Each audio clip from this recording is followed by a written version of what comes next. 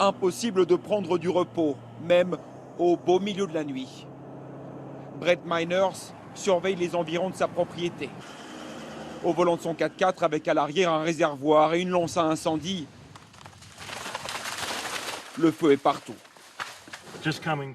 Je continue à patrouiller, car si le vent se lève, il faut voir dans quelle direction les flammes se propagent. Je m'assure que le feu ne traverse pas la route, car ça n'a pas encore brûlé de ce côté. Il n'est pas possible d'éteindre tous les feux, il faut faire des choix. Ici, sur 100 km à la ronde, tout a déjà brûlé. L'ordre d'évacuation a été lancé il y a une semaine, mais Brett est resté pour défendre ses troupeaux et sa ferme. Sa femme et ses 3 enfants sont partis. Il se bat tout seul.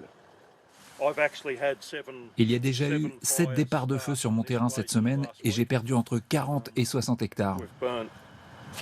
Cela peut sembler effrayant, mais je n'ai tout simplement pas le choix.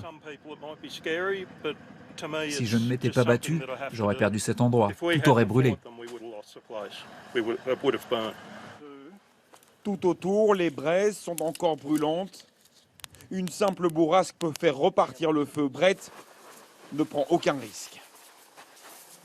Ils sont des milliers à travers l'Australie à défendre leur maison coûte que coûte, contre un ennemi qui ravage tout sur son passage.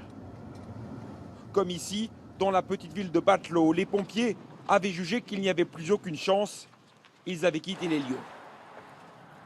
20 maisons ont complètement brûlé, des milliers d'hectares, et la station-service dans le centre-ville.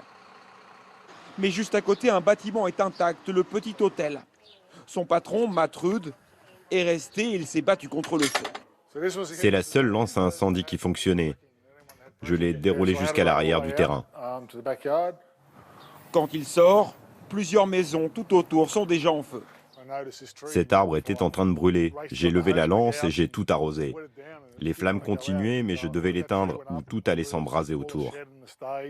Si vous n'aviez pas été là, que se serait-il passé? Le bâtiment aurait brûlé. Il ne resterait rien. J'ai eu de la chance. Je ne pense pas que je suis courageux, peut-être un peu fou, mais surtout têtu, déterminé. Mais cela ne se termine pas toujours aussi bien, malheureusement. Parmi la trentaine de personnes qui ont été tuées depuis le début de ces incendies, plus de la moitié a perdu la vie en tentant de défendre sa propriété. Mais face à une tornade de feu et de flammes, le combat était probablement déjà perdu d'avance.